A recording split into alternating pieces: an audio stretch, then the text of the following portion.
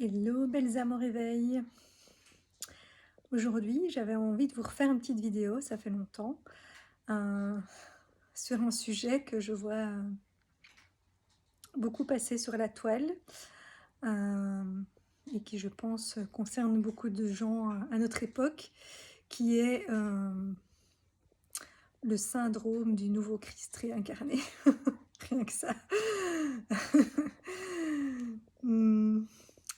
Parce que je pense que voilà, ce syndrome est à la fois légitime et surévalué, dans le sens où je crois en effet qu'on est nombreux à venir incarner sur Terre en cette époque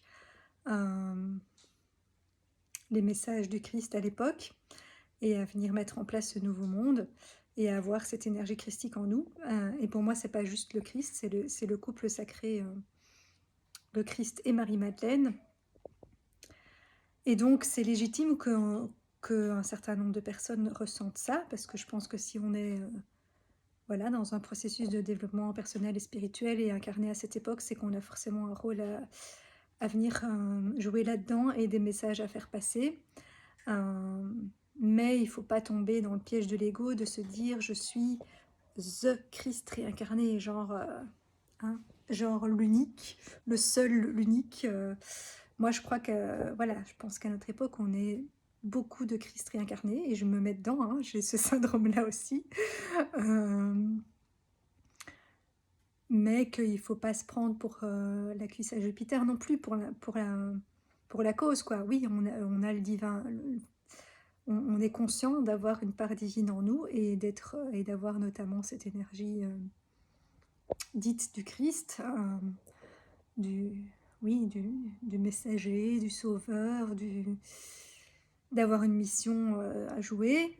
Et je pense qu'on est nombreux à le ressentir et à le croire. Et je pense que c'est vrai, que c'est pas, totalement un délire, mais qu'il faut revenir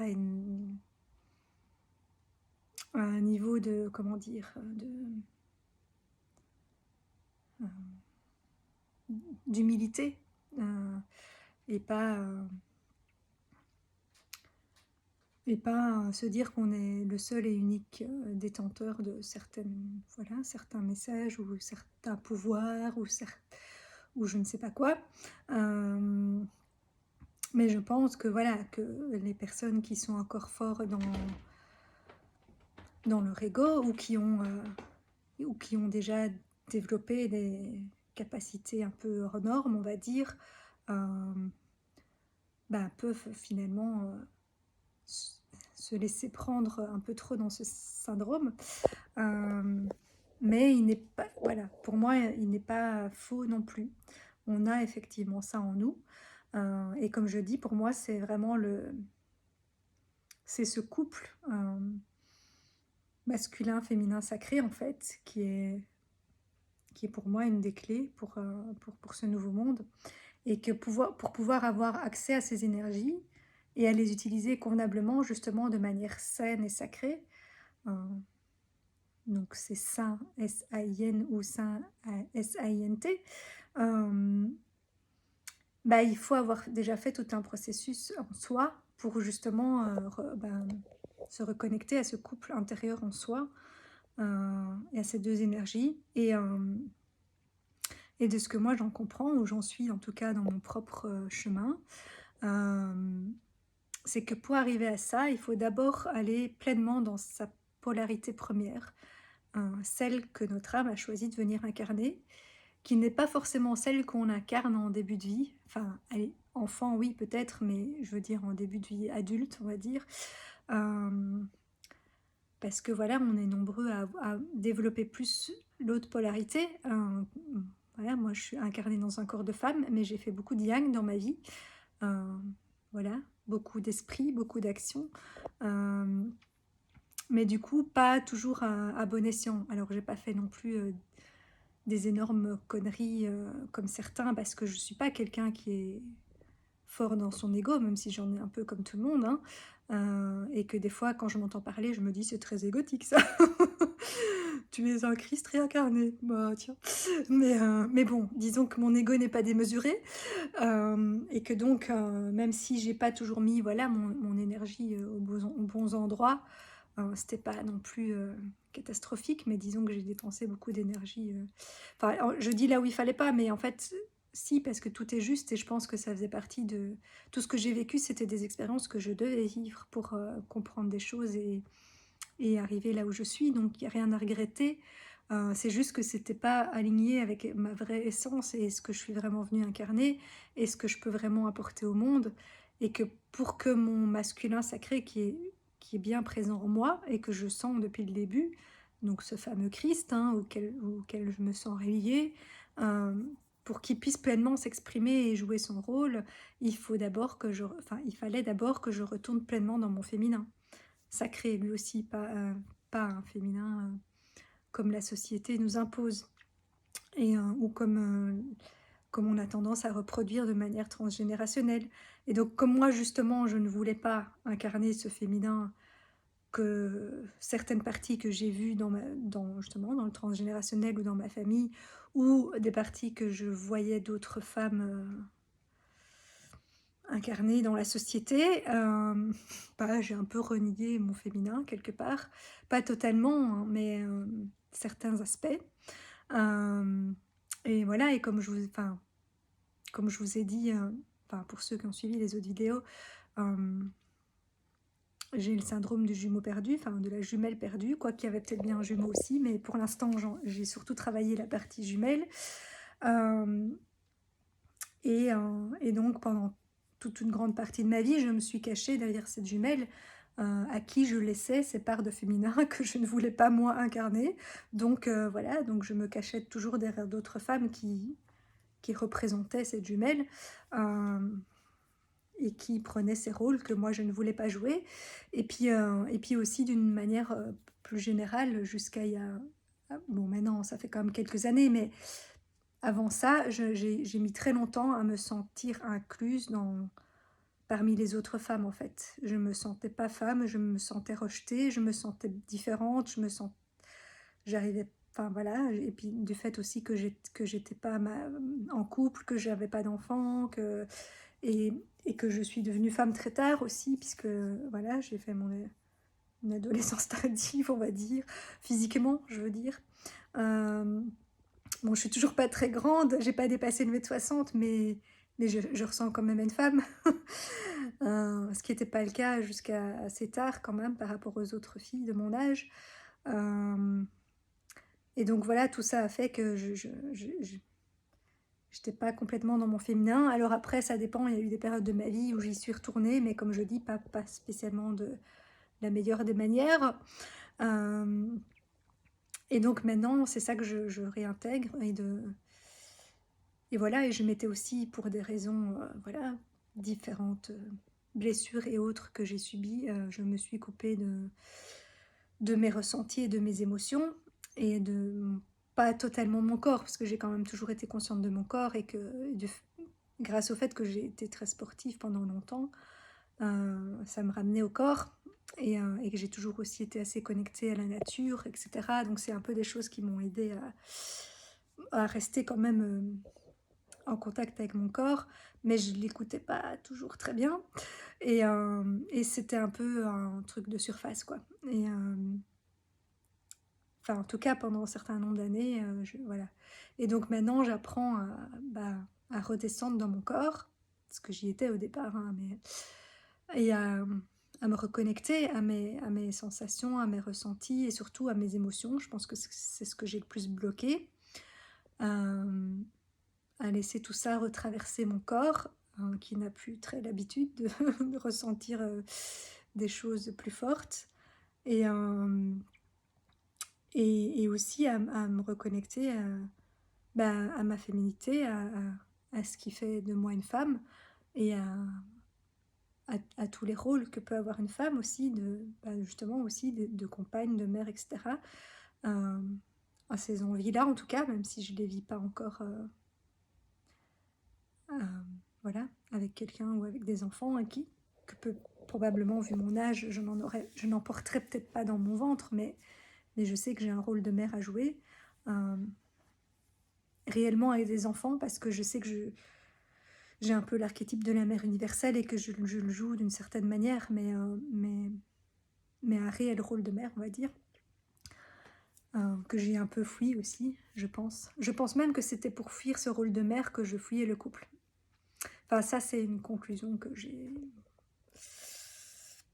tirée il n'y a pas si longtemps, que voilà, que c'était peut-être une fuite inconsciente de ça. Euh, bon, il y avait certainement aussi quelque chose en lien avec le couple, hein, mais je crois que cette partie-là me faisait encore plus peur. Et en même temps, j'en avais envie. Enfin, c'est comme pour tout, en général, c'est ce dont on a le plus envie qui nous fait le plus peur, hein. D'ailleurs, on dit toujours que pour aller dans la bonne direction, il faut suivre ses peurs. Donc voilà.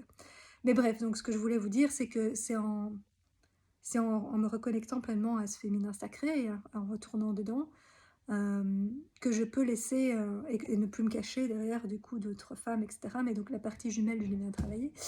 De laisser, que c'est comme ça que je peux laisser entrer le masculin en moi, au propre comme au figuré, et donc l'attirer dans ma vie aussi, un masculin qui me correspond, parce que du coup, c'est vrai que jusqu'à il y a quelques années, je n'attirais pas les hommes qui me correspondaient, parce qu'en fait, je cachais certaines parts de moi, et je n'étais pas totalement moi, et, et voilà, que je prenais pas pleinement ma place de féminin sacré, de femme, donc forcément, j'attirais des hommes à l'image de ce que je voulais bien montrer, ou de la part enfant en moi, donc des gamins un peu. Peut-être pas dans leur âge, quoique parfois aussi, mais dans leur comportement, ou à l'inverse des... Enfin bref, pas des personnes qui me correspondaient totalement. Et je me demandais pourquoi les personnes que j'avais l'impression qui me correspondaient n'étaient pas... je les rencontrais pas, ou elles n'étaient pas attirées par moi. Mais c'est parce que je dégageais pas ça en fait, puisque je cachais tout ça et que je m'en étais coupée. Et donc maintenant, je peux à la fois en moi laisser mon masculin plus s'exprimer. Et du coup, voilà, ici après une longue période d'arrêt, je sens que cette énergie, donc c'est les masculins, c'est à la fois l'esprit, et donc d'avoir un esprit clair. Et donc parce que là, j'étais un peu embrouillée, j'avais trop de choses en tête puisque je faisais pas assez de place. Et donc voilà, là je suis en train de faire aussi plein de tri dans mes affaires, et donc ça va faire de la place pour ça aussi, pour voir plus clair. D'ailleurs, il faut que je nettoie mes vitres parce que c'est symbolique pour voir plus clair. Et donc avoir l'esprit plus clair et laisser ce masculin mieux s'exprimer, parce qu'en fait, il a toujours été là. Je sais que j'ai toujours été guidée, et que je suis quand même quelqu'un d'assez sain.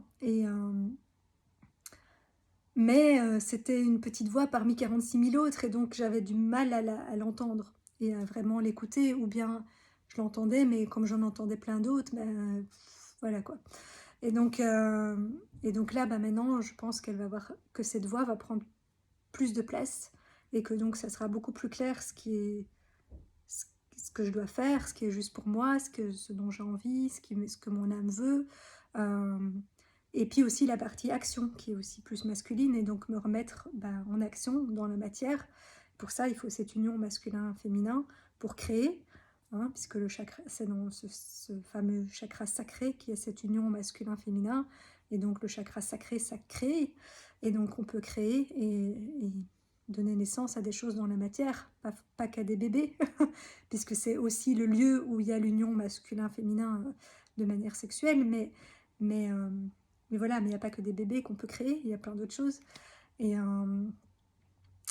et moi, j'avais du mal à créer ces derniers temps, et à faire des choses concrètes, à faire des... Enfin, je me rends bien compte quand même, hein, que je crée des choses parce que j'ai une certaine magie en moi, puisque j'ai cette essence de fée, et que donc j'arrive quand même à faire descendre des choses sur Terre, on va dire. Mais c'est pas très tangible. Enfin voilà, je sais pas comment expliquer, mais, mais donc voilà, et donc je pense que pour pouvoir jouer un réel rôle en tant que Christ féminin ou masculin réincarné sur Terre, et avoir voilà, un impact sur la mise en place de ce nouveau monde, et de faire vraiment changer les choses. De toute façon, le changement, il doit se faire en nous d'abord, hein. Si on l'a pas fait en nous, ça va pas pouvoir être reflété et partagé à l'extérieur.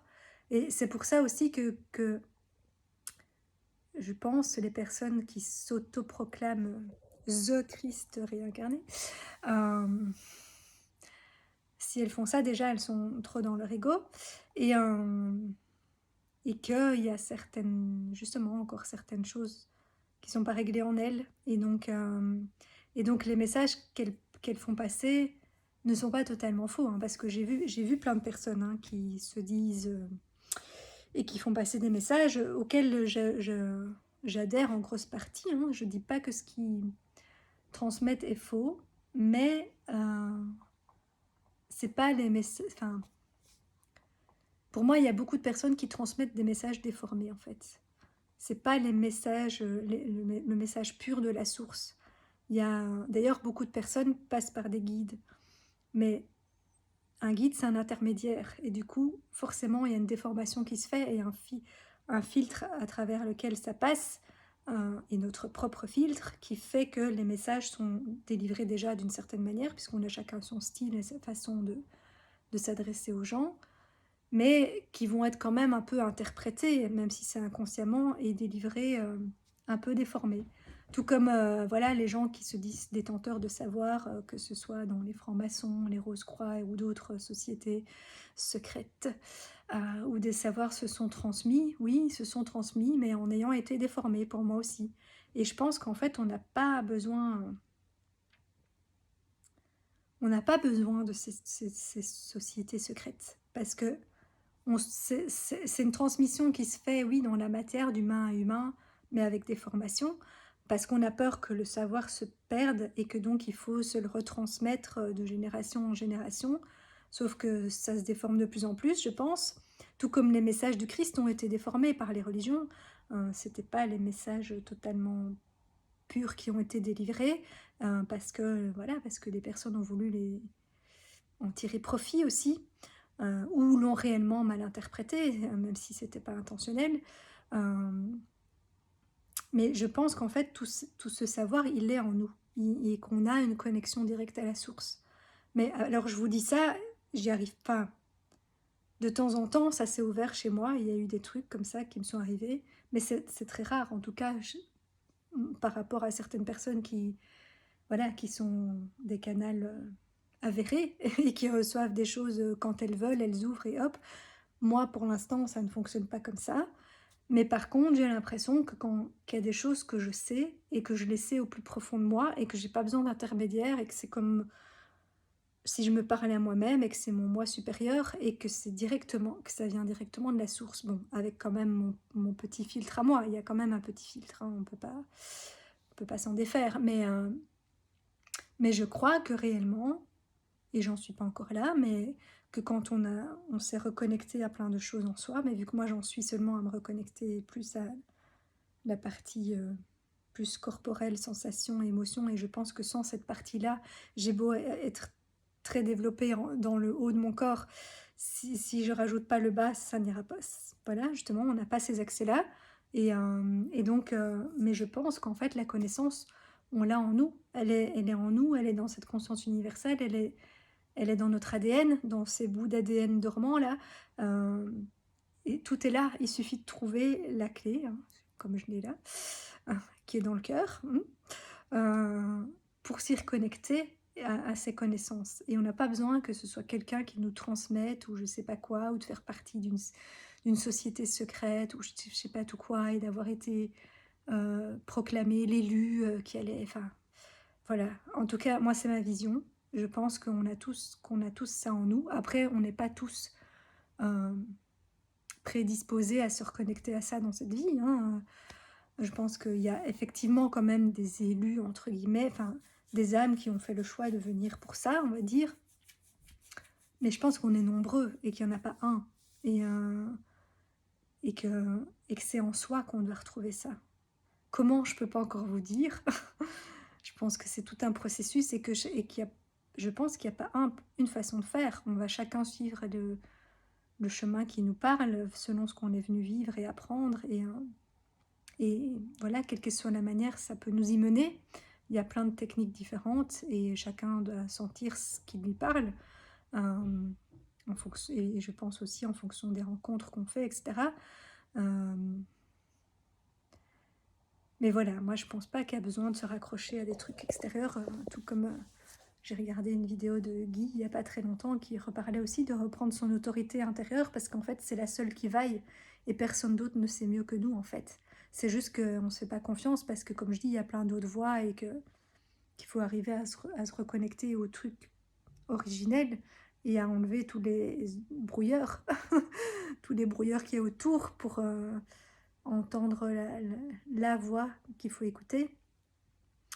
Mais, euh, mais voilà, mais donc je pense que c'est un syndrome légitime, mais il faut le remettre à sa place, quoi.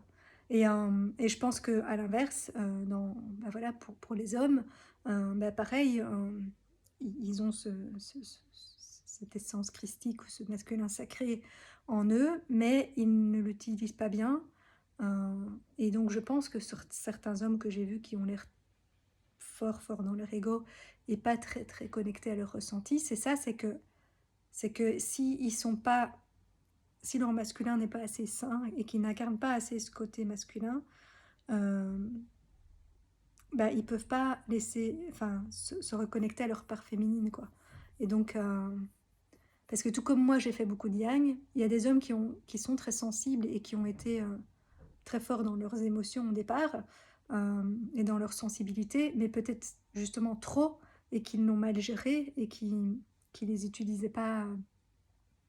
Enfin, quand je dis pas convenablement, c'est pas un jugement, hein, parce qu'on fait tous notre chemin et c'est des étapes de vie par lesquelles on passe, c'est des expériences, mais voilà, pas de manière optimale, on va dire, mal gérée. Et en fait, une fois, pour pouvoir utiliser ce don qui est déjà en eux, de cette connexion au corps, au ressenti, à l'intuition, pour l'utiliser pleinement, bah, il faut d'abord qu'ils reprennent leur place d'homme et de masculin sacré et qu'ils incarnent vraiment cette part-là. Parce que tant que cette part-là, elle n'est pas là, bah, ils ne savent pas pleinement utiliser l'autre part. Tout comme moi, tant que je ne suis pas pleinement dans ce féminin, bah, j'ai beau avoir un super esprit et des capacités d'action que j'ai un peu perdues ces dernières années, mais que j'avais avant. Bah voilà, justement, je ne sais pas les utiliser convenablement. Donc il faut vraiment ce mélange des deux. Après, il y a des gens qui, dès le départ, sont femmes incarnées très yin, mais qui du coup n'ont peut-être justement pas développé ce côté esprit et yang quasi pas au début de leur vie, et que donc c'est quelque chose à laisser entrer. Et là, je pense que peut-être c'est l'inverse, c'est que ça ne pouvait pas entrer parce qu'il y avait trop de yin à ce moment-là. C'était vraiment le féminin à fond, mais l'archétype féminin un peu de la société et pas le féminin sacré qui laisse la place au masculin. Et ou des hommes très yang qui du coup n'ont jamais été au contact de leur sensibilité du tout ou très peu dès le départ et qui doivent réouvrir cet aspect-là d'eux-mêmes. Et donc je pense vraiment en tout cas que voilà que pour moi, ce nouveau monde, c'est une société un peu androgyne. Enfin, moi, c'est comme ça que je me sens un peu à l'intérieur de moi, androgyne. Pas dans le sens où je suis... Bon, et encore, ça, je veux dire, ça regarde chacun ses attirances. Mais je veux dire, en tout cas, pour moi, ça ne signifie pas que je sois attirée sexuellement par les hommes et par les femmes. Voilà, moi, je suis attirée que par les hommes, mais, mais, mais comment dire, je peux je ressens avoir les deux parts en moi à presque égalité, hein, voilà. Et, euh, et je peux ressentir une forme d'amour aussi bien pour des hommes que pour des femmes, mais c'est pas un amour amoureux, quoi. C'est cette espèce d'amour inconditionnel voire universel pour l'humain que je ressens en moi. Et je pense que c'est ça aussi, quand on est un espèce de Christ, Marie-Madeleine réincarnée, on a cet amour-là en nous. Enfin, moi, en tout cas, c'est ce que je ressens. Et donc, oui, je peux aimer tout le monde, même des personnes qui ont l'air horribles, parce que moi, je vois l'enfant blessé en eux. Après, ça ne veut pas dire que j'ai envie de passer du temps avec eux, on est bien d'accord, mais il peut y avoir une forme d'amour quand même pour eux. Euh, voilà, c'est un peu ce truc, oui, de mère universelle, je ne sais pas, comme si tout le monde était un peu mes enfants. Et en même temps, et donc je peux ressentir ça aussi, un espèce de oui, de une connexion forte avec une femme aussi, mais c'est pas amoureux, quoi. C'est et même vis-à-vis de certains hommes, il y a des hommes où je ressens une certaine, affection ou tendresse, mais c'est soit amical, soit un peu comme une mère vers son enfant, et donc c'est pas très sain pour avoir une relation amoureuse, donc c'est pas voilà. Je pense je pense que c'est aussi quelque chose où il faut arriver à faire la différence, parce que je me rends compte que quand on se lance dans justement tout ce développement personnel spirituel, et dans certains stages que j'ai faits, c'est un peu tout le monde aime tout le monde, tout le monde se prend dans les bras, mais ça pourrait limite, ou voilà, tout ce qui est un peu aussi tantra, etc. euh, et je suis pas contre, hein, j'ai testé aussi, mais d'une manière saine, justement, pas sexuelle. Parce que pour moi, justement, la sexualité, ça doit rester quelque chose d'intime et de partager en couple. Et là, j'ai un peu l'impression que quand on est dans ce truc de j'aime tout le monde, et ce qui est vraiment le cas d'une certaine manière, mais j'aime tout le monde ne veut pas dire j'ai envie de coucher avec tout le monde. Et donc, j'ai l'impression que dans certains trucs, c'est un peu tout le monde se prend dans les bras, mais tout le monde coucherait bien avec tout le monde, un peu l'orgie de la période 60s, là. Euh, et pour moi, ça, c'est pas sain. Après, bon, chacun mène sa vie comme il veut, hein. Euh, et il y a peut-être des moments de vie où on a besoin de passer par là. C'est pas, voilà, c'est pas un jugement, mais je pense que c'est pas à ça que notre âme aspire, quoi. Euh, c- et c'est pas parce qu'on, et je pense qu'il y a des gens justement où, ben, quand l'éveil se fait, parce que moi, souvent, je me plains que mon éveil n'est pas assez rapide. Parce que je me dis: «Allez, avec tout ce que j'ai déjà fait et tout».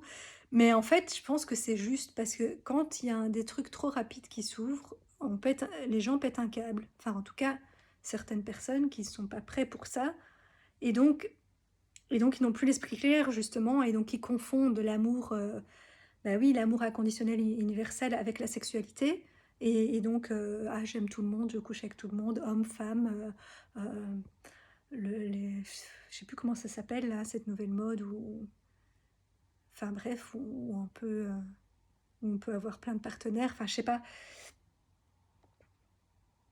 Comme je dis, hein, c'est pas un jugement, hein. Si les gens sont heureux comme ça, tant mieux. Mais je pense que pour moi, c'est une déformation de cet amour euh, inconditionnel et universel qui n'est pas sexuel en fait, qui est là en fait. C'est pas parce qu'on aime qu'on associe forcément ça au sexuel. Ça peut, parce qu'on peut aimer quelqu'un à la fois de manière inconditionnelle dans son cœur, et en même temps avoir une attirance sexuelle et des sentiments amoureux. Hein. Les deux sont compatibles, bien sûr, mais, mais l'un n'implique pas l'autre, quoi. D'ailleurs, dans l'autre sens aussi, on peut très bien être attiré sexuellement par quelqu'un alors qu'on ne ressent pas spécialement des grands sentiments profonds. Euh, Tout comme, justement, on peut éprouver un véritable amour, mais sans qu'il y ait pour autant une envie de rapprochement physique et sexuel. Enfin, il peut y avoir un rapprochement physique, de se faire un câlin, un bisou, parce que c'est un geste tendre et affectueux, mais, euh, mais pas au-delà de ça. Et je pense que beaucoup de gens confondent, enfin voilà, font un mix à l'intérieur d'eux entre toutes ces ressentis et ces sensations, qui mènent des fois à des dérives. Euh, mais voilà, après, c'est des expériences, et chacun vivra ce qu'il a à vivre. Moi, je suis un peu trop dans l'autre extrême, hein, donc je ne suis pas non plus un exemple peut-être de la manière parfaite de mener sa vie sociale ou affective, loin de là. Mais, euh, mais disons que voilà, au fur et à mesure, j'apprends et je me remets en question, et je pense qu'au fond, justement, dès le départ, mon âme, elle sait ce qui est juste. Après, voilà, j'ai un peu, du coup, euh, refusé trop d'expériences. Enfin, voilà. Alors que on est justement pas des êtres parfaits. Et si on est venu s'incarner sur Terre, c'est aussi pour vivre des choses et expérimenter et tester. Et tester des fois des choses qui sont pas forcément bonnes entre guillemets, mais qui nous font avancer et progresser et parfois, bah, sans ça, on progresse moins vite. Donc des fois, il vaut peut-être mieux justement tenter des choses et se planter parce que ça nous fait avancer, que de se dire, «Non, je me réserve uniquement pour, tel ou tel type d'expérience», voilà, dans tous les dom c'est valable dans tous les domaines de la vie. Mais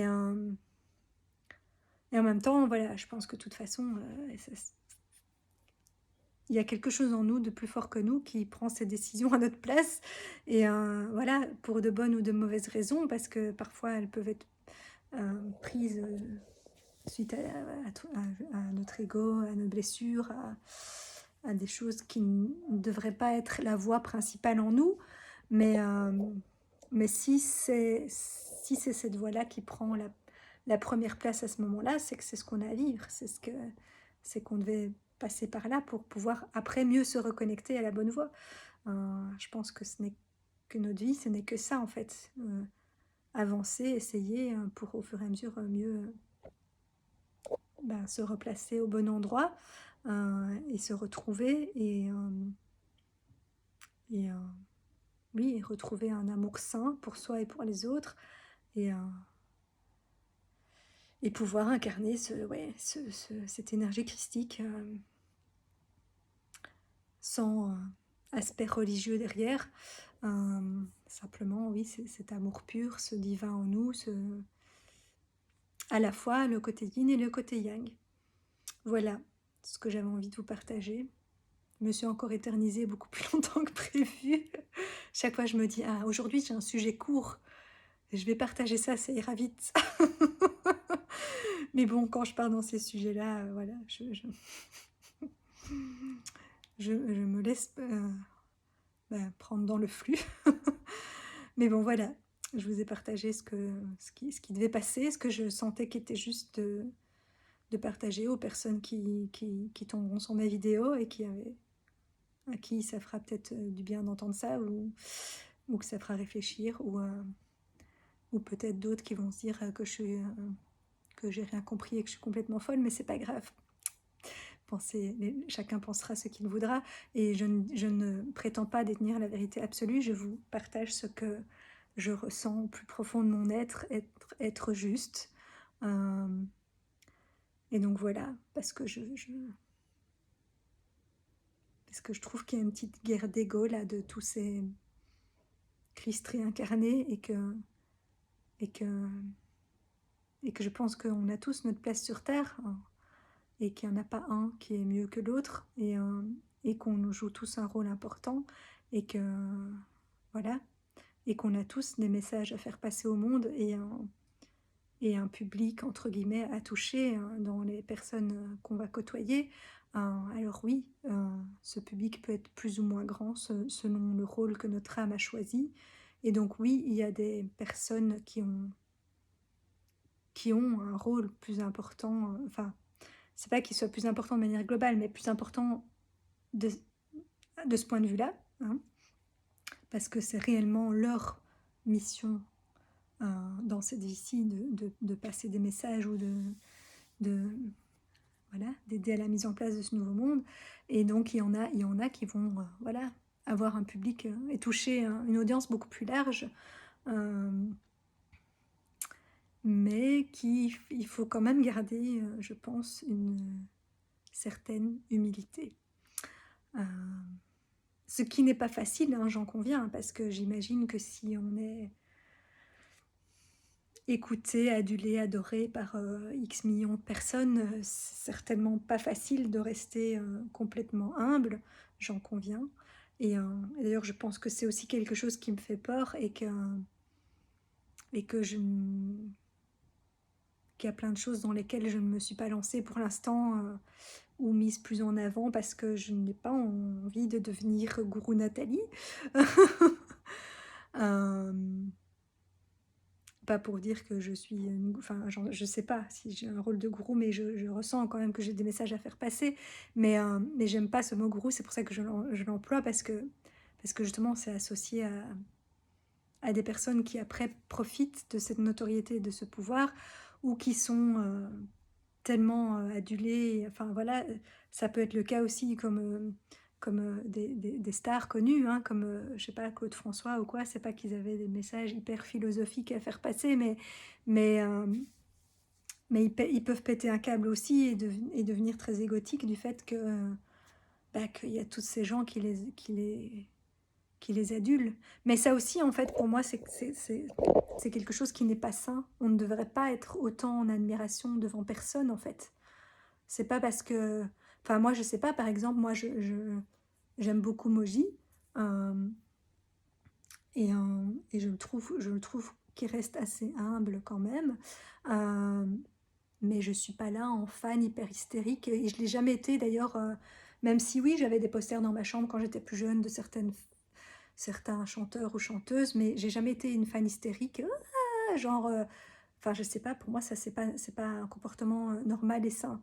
C'est une exagération d'aller rechercher de nouveau quelque chose à l'extérieur qui est en soi en fait, et de remettre tout ça, je sais pas, dans quelqu'un d'autre. Euh, après, enfin voilà, il y a des moments dans notre vie où on a besoin de guides ou de personnes qui vont nous faire avoir des déclics, etc. Donc tant mieux que ces personnes existent. Et, euh, et voilà, et parfois on peut être là, parfois on peut être le guidé, parfois on peut être le guidant, mais justement il faut pouvoir endosser les deux rôles, quoi. Et, euh, et donc je pense que voilà, que autant être quelqu'un de trop aduler de manière malsaine, c'est pas bon, d'en profiter non plus, d'être la personne qui adule, c'est pas bon non plus. Enfin voilà, je pense qu'il faut une certaine tempérance dans tout. Dis-je, alors que je suis quelqu'un qui a plutôt eu tendance à faire du tout ou rien dans sa vie, mais du tout ou rien raisonnable quand même par rapport à certaines personnes.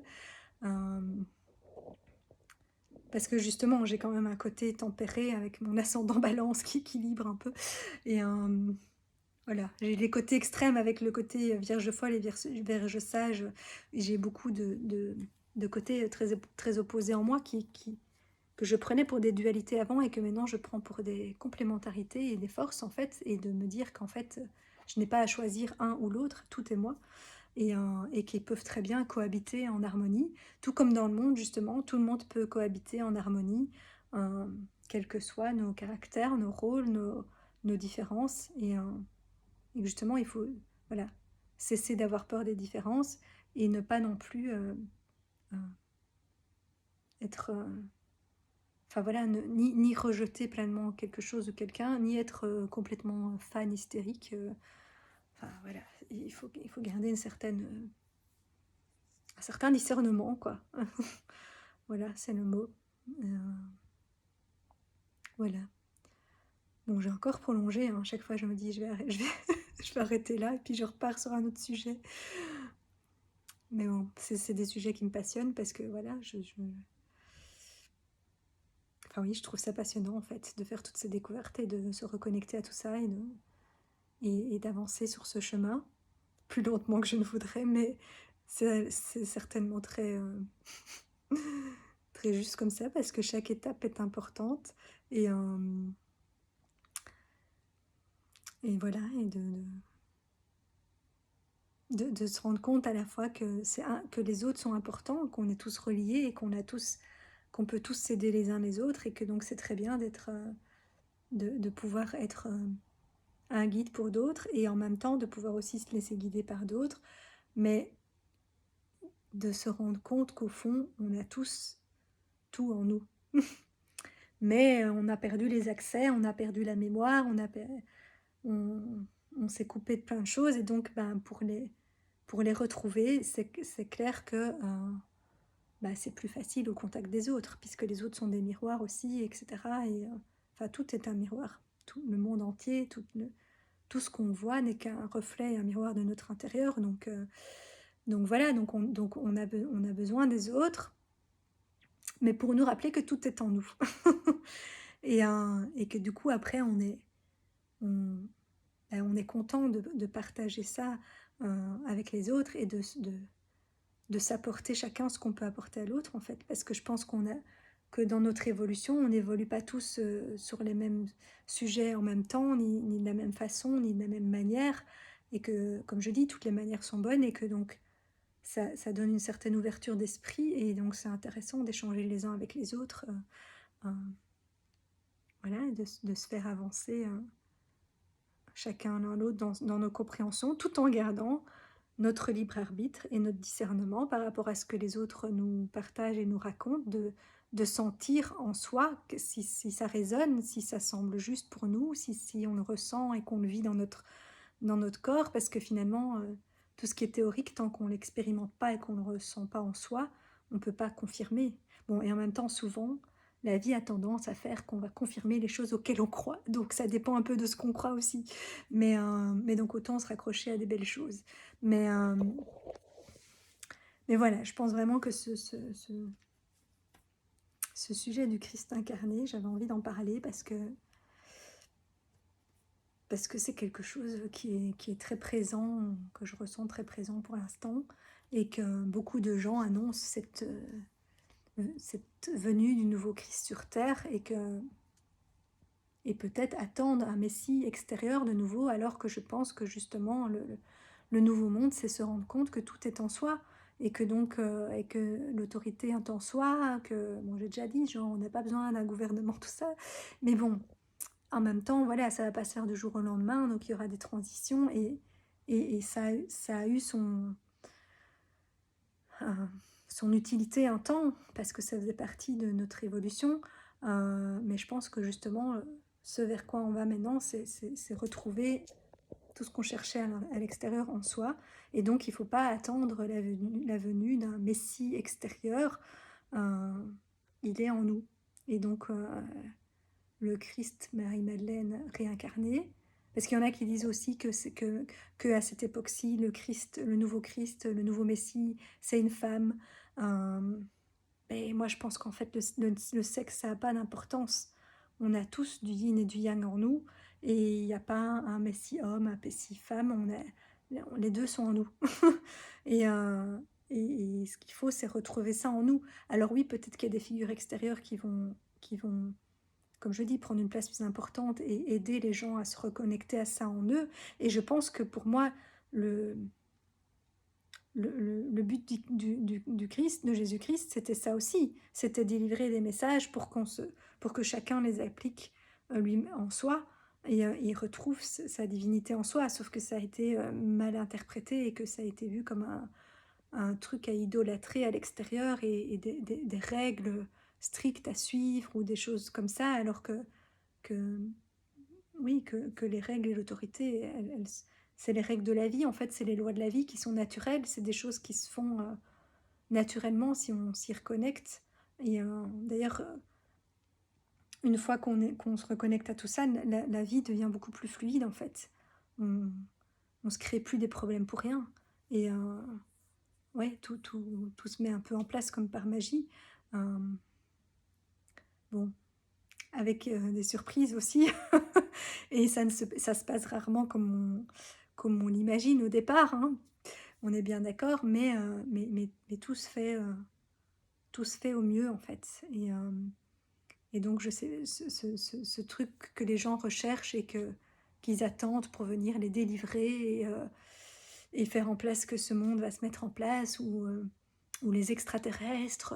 Bon, il y en aura peut-être, mais déjà, moi, j'estime être une extraterrestre. Je sais que je viens d'ailleurs, que je viens pas de la Terre au départ, mais que voilà, dans cette vie-ci, je suis incarnée sur Terre, et j'en ai certainement peut-être eu d'autres vies sur Terre, mais, euh, mais on a tous vécu ailleurs aussi, je pense. Il y a peut-être des gens qui font beaucoup de leur vie sur Terre et d'autres moins, mais je veux dire, voilà. Et je dis pas que ça veut pas dire qu'il y aura pas des interventions extraterrestres, entre guillemets, puisque nos âmes sont aussi incarnées ailleurs. Mais il faut pas compter là-dessus et se dire que tout va venir de l'extérieur, parce que non, ça doit venir de nous, en fait, au départ. Et si c'est en nous, bah oui, ça sera à l'extérieur aussi. Mais c'est dans ce sens-là que ça marche, et pas dans le sens inverse. Donc voilà, nous sommes tous, ou en tout cas nombreux, à être des Christ masculins, féminins, réincarnés sur Terre. Voilà ce que j'avais envie de vous partager. Et donc je vous souhaite une très belle journée ou soirée en fonction de quand vous écouterez la vidéo. Si mes partages vous parlent, mettez un like, repartagez pour que d'autres le voient, heu, puisque c'est comme ça que les algorithmes marchent et que si voilà, plus il y a d'activités, de likes, de commentaires, de partages, plus la vidéo sera visible et donc plus les messages, seront diffusés. Ce n'est pas parce que j'ai envie de devenir, connue ou adulée, n'est-ce pas? On est bien d'accord? C'est juste pour faire passer, voilà, faire passer les messages. Si ça vous parle, bien entendu, si ça ne vous parle pas, ben, ne likez pas, ne partagez pas. Faites comme c'est juste pour vous. Voilà, voilà, belle journée, ciao, ciao.